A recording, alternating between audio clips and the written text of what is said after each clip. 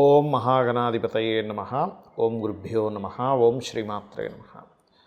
మనం ఈరోజు బుధగ్రహం 6వ తేదీకి కరెక్ట్గా 6వ తేదీ ఈవినింగ్ లోపల ఆల్మోస్ట్ 7వ తేదీ నుంచి బుధుడు తన ఓన్ హౌస్కి వెళ్తున్నాడు. ఒక శుభగ్రహంతో కలవబోతున్నాడు. అది పర్టికులర్గా 23వ తేదీ వరకు ఈ రెండు గ్రహాలు కలిసి ఉంటాయి. 23వ తేదీకి జలరాశుల్లోకి వస్తాడు బుధుడు. వీటి వల్ల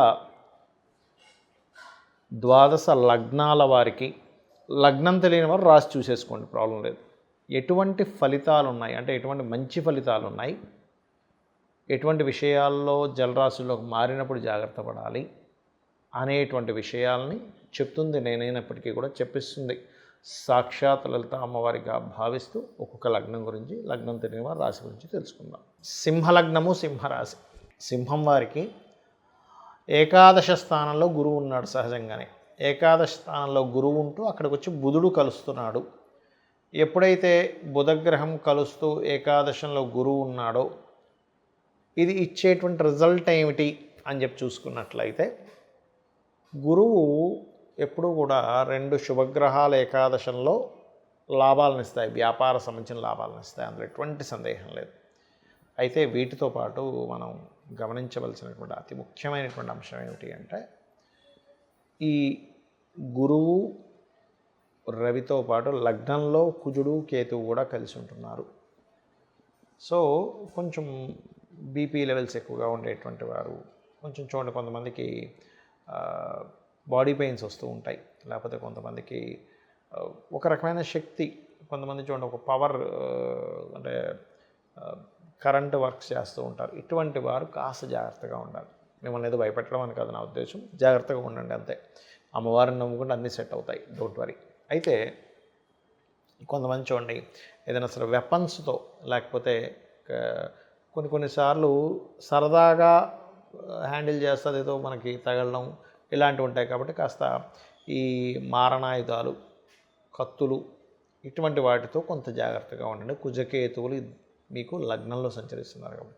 ప్రధానంగా చూసుకుంటే ఇప్పుడు స్త్రీలు అనుకోండి, ఇంట్లో పాపం వంటగదిలో చేసేటువంటి పనుల వల్ల కూడా ఇబ్బంది రావచ్చు. ఈ ముఖ్యంగా జాగ్రత్తగా ఉండండి. అయితే ఈ బుధుడు ఎప్పుడైతే 6వ తేదీ నుంచి 23వ తేదీ వరకు ఉంటాడో, బిజినెస్లో లాభాలు, ఫైనాన్షియల్గా కలిసి రావడం, చేసేటువంటి ప్రతి ప్లాన్ ద్వారా మీకు చక్కగా కలిసి రావడం, ఇవన్నీ ఇస్తాడు, అందులో ఎటువంటి సందేహం లేదు.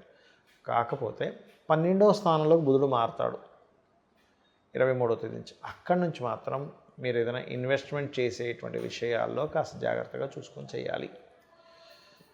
ఇక మీరు నిత్యము చేయవలసినటువంటి దేవతారాధన, వీలైనంత మటుకు మెడిటేషన్ చేయండి.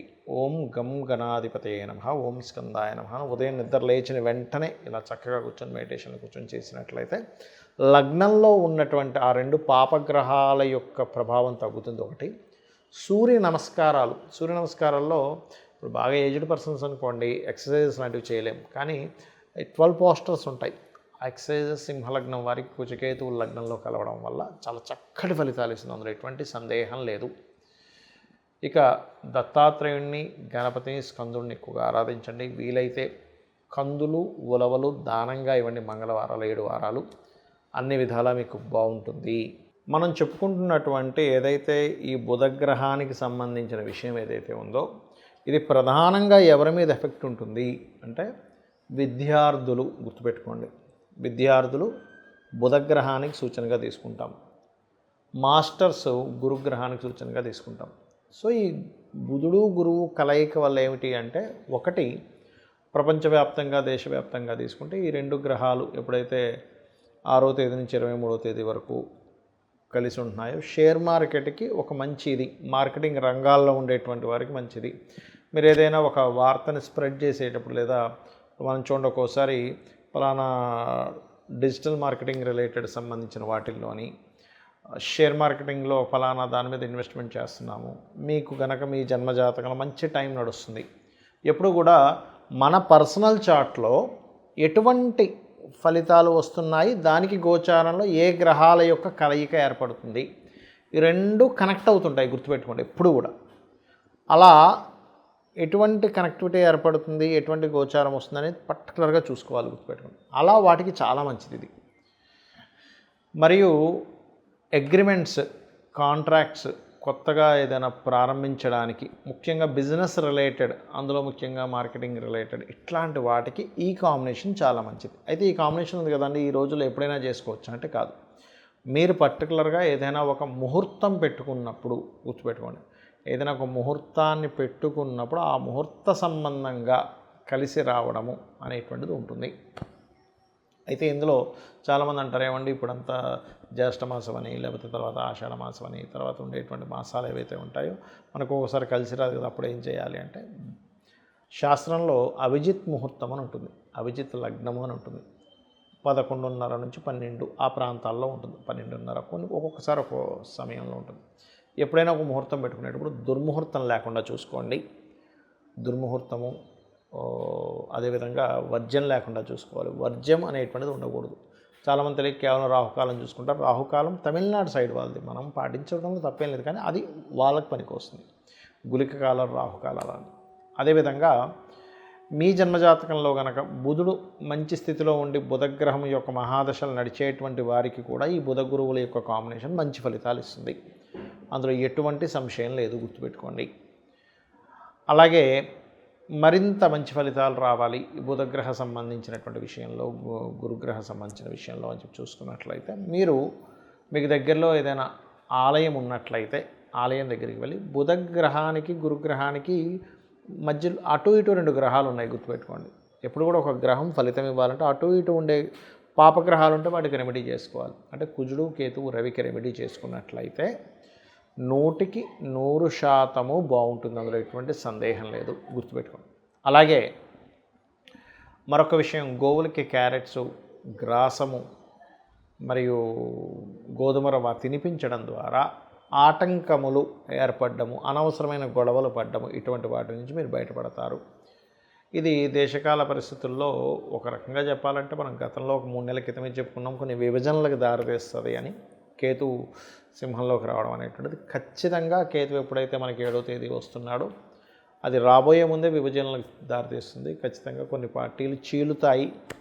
అయితే కొంతమంది అనుకుంటున్నారు కొన్ని పార్టీలు వెళ్ళి ఇంకో పార్టీలో కలుస్తాయని. కలవడం మాత్రం ఎట్టి పరిస్థితులు ఎక్కడా జరగదు ఈ విభజన కార్యక్రమాలలో ఉన్నప్పుడు.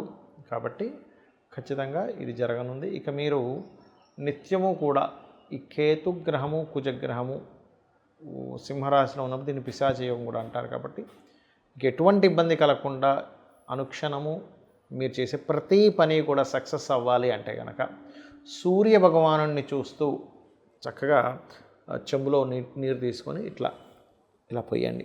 ఆ సూర్యుల్లోనే గణపతిని, స్కందుడిని ఊహించుకుంటూ చేయండి. మీరే చూస్తారు అద్భుతమైనటువంటి రిజల్ట్స్ ఆ యొక్క స్వామివారు మీకు అందించడం జరుగుతుంది. అలాగే ఇంకొక విషయం ఏంటంటే, ఇక్కడ ఈ కుజకేతువులు ఎప్పుడైతే ఈ సింహరాశిలోకి ఉంటున్నారో ప్రధానంగా ఈ అగ్ని సంబంధించినవి, ఇంట్లో ఏదైనా పవర్ రిలేటెడ్ వర్క్ చేసేటప్పుడు కానీ, దేశకాల అంటే దేశంలో అందరికీ పనిచేస్తుందండి ఇది. ఈ పవర్ వర్క్ చేసేది, లేదా స్త్రీలు ఈ స్టవ్ దగ్గర వంట వండేటువంటి సమయంలోని ప్రధానంగా జాగ్రత్తగా ఉండాలి. ఇందులో మరొక విషయం ఏంటంటే, మనకి స్లీపర్ సెల్స్తోని దేశం మీద కొంత ఇబ్బంది ఉంది. కాబట్టి ఈ స్లీపర్ సెల్స్ రిలేటెడ్ సంబంధించినటువంటి విషయాలలో, లేదా ఏదైనా ముఖ్యంగా ఈ 2 నెలలు కలిసి ఉంటాయి కుజకేతువులు ముఖ్యంగా కలిసి ఉన్నందుకు, ఏదైనా పుణ్యక్షేత్రాలకి, పుణ్యతీర్థాలకి, ఆలయాలకి రద్దీ ఎక్కువగా ఉండేటువంటి ప్రదేశాల్లో కూడా కాస్త జాగ్రత్తగా ఉండండి. బికాజ్ ఆఫ్ ఈ కుజకేతువులు కలవబోతున్నారు ఇంకా నెక్స్ట్. సో చాలా కేర్గా ఉండాలి. ఒక 2 నెలల పాటు కలిసి ఉంటారు. మరియు ఎక్కడికైనా మీరు బయలుదేరేటప్పుడు గణపతిని, స్కందుడిని తలుచుకు బయలుదేరండి. అప్పుడు ఇటువంటి విషయాల్లోనే మీరు బయటికి వెళ్ళి ఇబ్బంది పడకుండా ఉంటారు. శ్రీమాత్రే నమః.